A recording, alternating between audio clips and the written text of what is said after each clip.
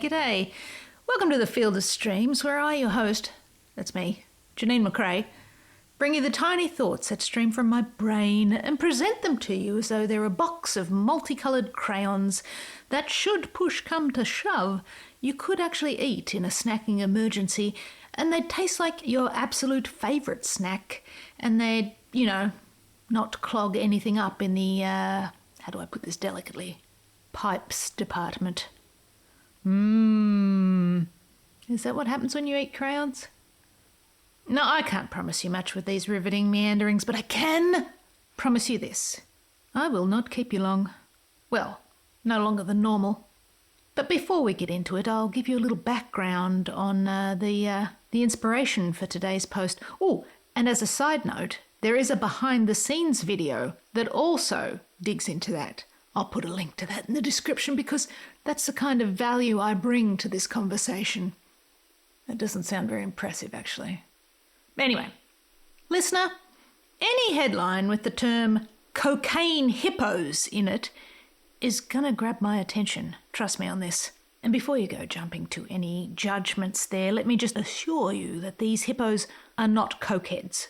They've never touched the stuff, from what I can tell, but they were at one time owned by a notorious cocaine drug lord by the name of Pablo Escobar, and the article called them cocaine hippos just to use them as clickbait. And I was baited, and here we are.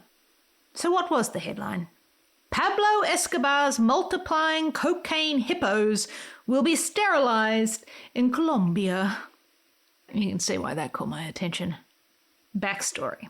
When Pablo checked out against his will in 1993, he left behind a zoo on his sprawling estate. An estate that was basically abandoned upon his aforementioned checking out. Other animals in his zoo either died or were moved to other zoos, but not the hippos. 3 gals and a guy. They found Colombia to be very amenable to, well, life, and got to doing what hippopotamus do in this new paradise with no natural predators and free rein to multiply. And multiply they did. 4 hippos have turned into 170, and it's predicted that without intervention, that number will grow to 1,000 by 2035. That's where the sterilization aspect of the headline comes in.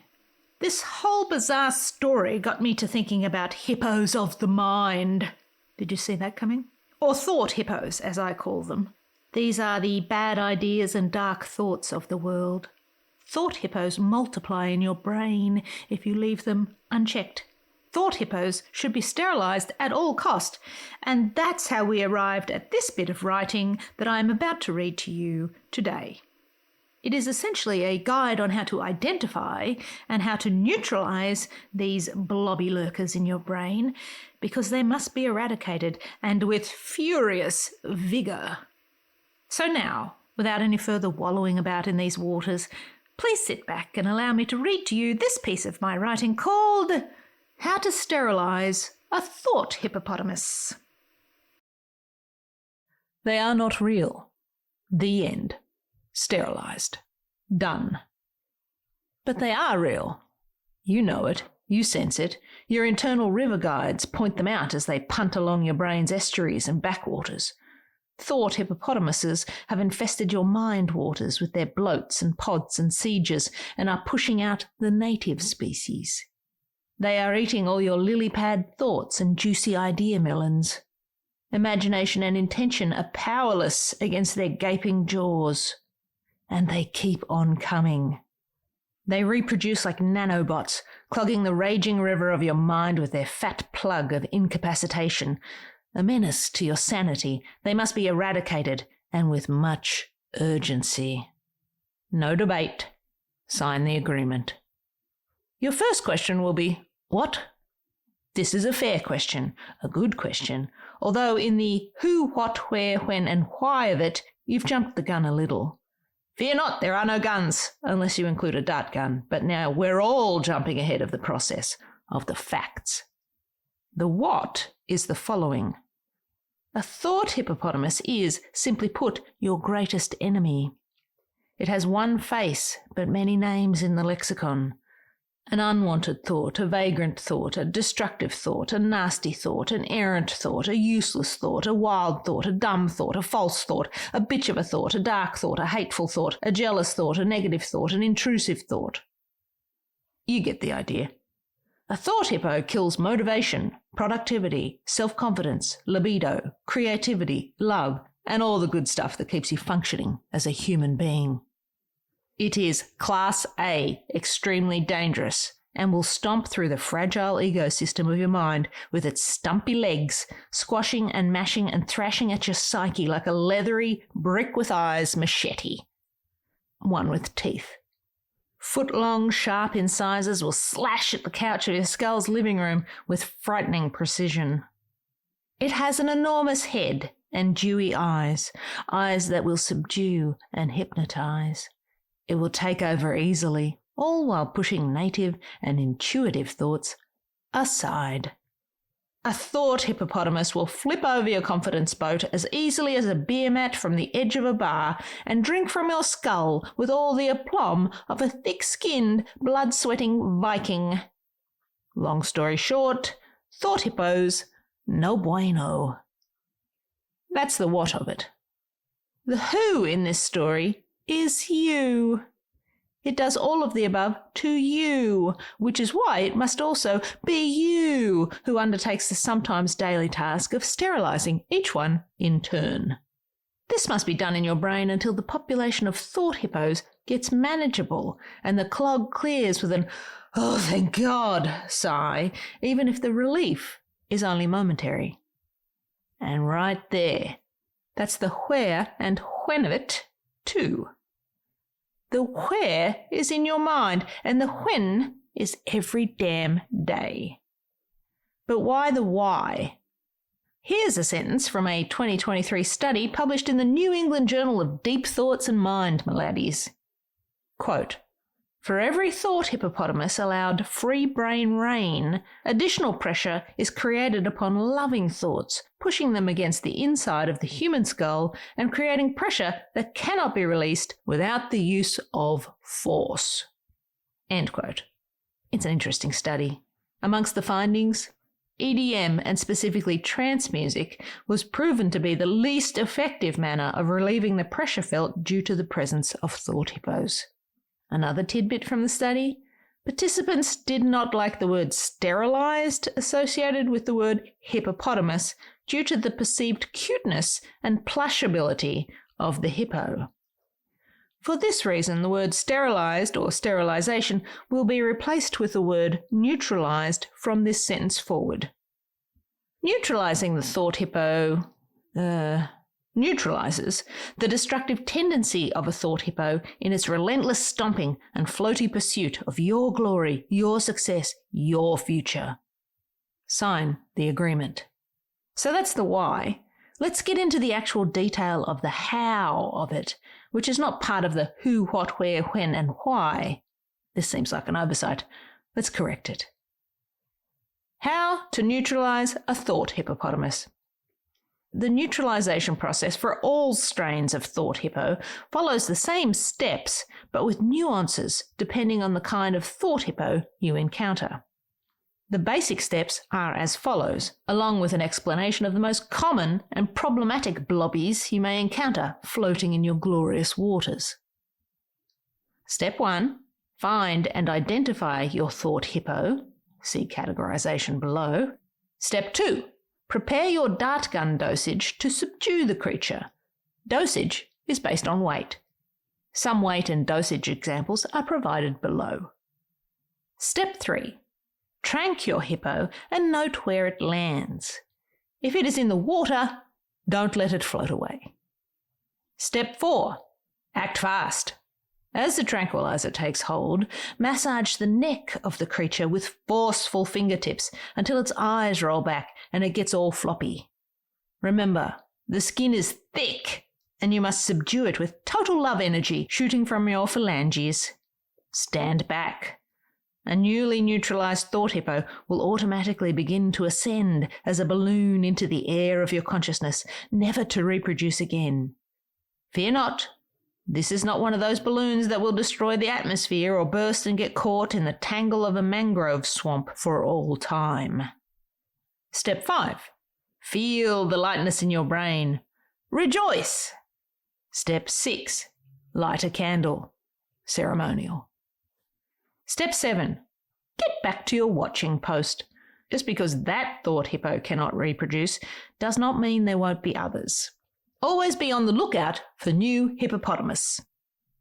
How to identify a thought hippopotamus? A guide.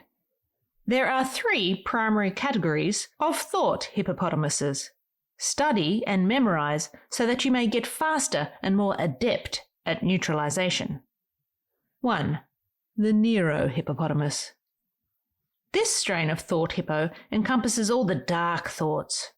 Of all the thought hippopotamuses, this is the most dangerous, encompassing depression, hateful thoughts, jealousy, bitterness, you suck, self-loathing, and the no good of you, etc.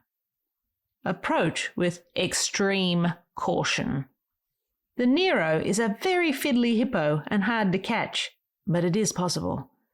It's a lurker, often barely visible until ready to capsize your life. It typically floats with nostrils ever so slightly above the surface, closing off eyes and ears so that you are unaware of its presence until it is ready to strike. The Nero strikes in 2 ways, or sometimes both, in a tag team kind of way. 1, the Nero lunges suddenly out of the water and strikes you down. And 2, it quietly disappears beneath the surface of your mind and pulls you down with it with a satisfying zwat sound. The Nero has a very dense body and sinks effortlessly to the bottom of the riverbed. It can hold its breath for 5 minutes. Unless you too can hold your breath for 5 minutes, you are a goner. Weight. As in all things to do with the Nero hippo, extreme. Some say it feels equivalent to the weight of a large multi-story brutalist government building upon one's shoulders. Their primary goal is to drown you, and due to their weight and density, they have the power to do so at will. Due to size, a team approach is recommended to quell this monster. Recommended tranquilizer dosage. Due to, again, the extreme thickness of the Nero hide, a large gauge needle is required to administer the recommended 12 hippojoules of therapy units per dart. 7 darts are required, minimum, for adequate dosage. Wellness check salves and ointments from friends are also recommended at the time of dosage. 2. Hungry hippo. Greedy f***er. Reality, or your sense of what's real or not, is this thought hippo's main diet. It loves the firm land and earth of your vulnerability. It can run a staggering 19 miles per hour on land should you choose to flee, but when not on land, relishes the float of your stream of consciousness. Examining the scat of the HHH reveals it devours common sense and shits out misinformation. This is a wrong-headed thought hippo. It eats all logic before you have a chance to process it. Bad information is eagerly consumed in its gaping jaws, which provide 150 degrees of conspiracy theory. Cults, believing liars, flat earth. These are common touchstones in the lives of people overpowered by this ravenous slob. The HHH will maul you and in some cases swallow your life whole. Extremely violent, it has also been nicknamed the berserker hippo due to its penchant for biting onto your mind-body and throwing you into the air like a rag doll to break your connection with reality in one snapping motion. Weight. The more the HHH is fed, the heavier and huskier it gets. Gauge weight by eyeballing. The size of a Volkswagen Bug, approximately 3,229 pounds, is common, but they have been known to reach bus, approximately 5,798 pounds. Recommended tranquilizer dosage. 3 millilitres of deprogramming juice per pound, A course of extra research antibiotics, denial of access to social media and forums, and throttling of media consumption are recommended. 3. Cocaine hippopotamus. This is an introduced species, brought on by contact with almost anything requiring a decision. It has no natural enemies, and if left unchecked, will reproduce like wildfire. Sometimes affectionately known as the overthinker, though addiction is far from affectionate to its victims.